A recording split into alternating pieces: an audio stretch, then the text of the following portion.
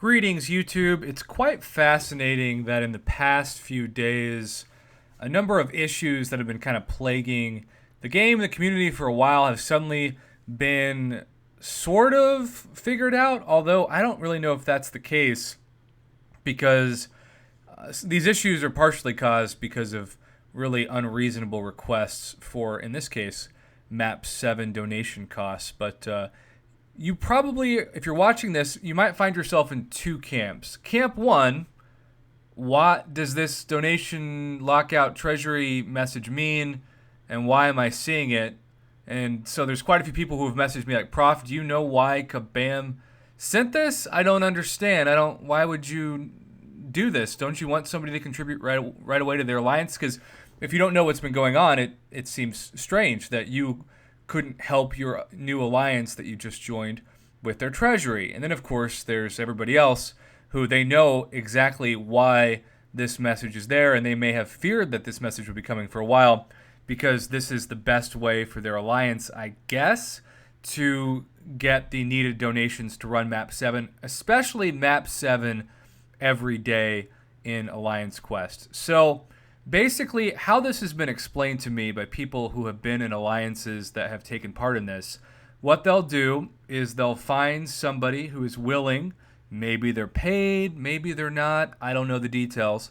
But they'll have somebody who joins the alliance, dumps a ton of gold, loyalty, battle chips, etc., into the alliance treasury, and then is either kicked out of the alliance or leaves the alliance. The sole purpose of that person coming in is to help offset the tremendously high donation costs of gold, battle chips, and loyalty to run the top maps, especially Map 7, and that's what that person is able to do. Well, effectively, what this new Treasury donation lockout system does is it prevents that from happening.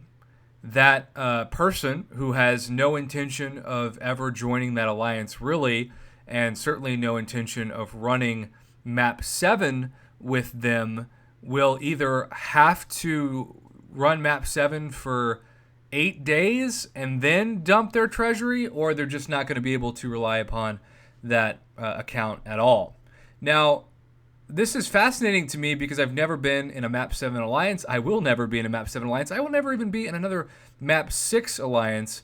And so this does not affect me, but I know this affects quite a few players. So what I wanted to do is just kind of make this quick, vague kind of overview video of the situation for those of you who are wondering what the heck is this Treasury donation lockout thing. And then most importantly, if you are somebody who is in an alliance or has some friends who are in an alliance that normally depend on this kind of treasury dump to help offset the really high cost of Map 7, is this going to deter you from running it? Are you upset? Do you get why this happened?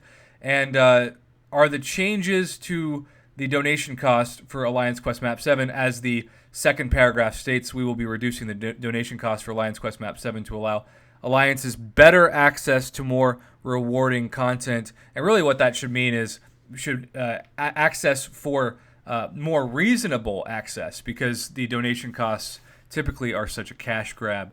But yeah, I would just like to know, for those of you affected, how do you feel about this? And that's why the comment section of a YouTube video is so important, especially because Kabam, unlike the forums, can't silence honest feedback. So what are your thoughts, YouTube?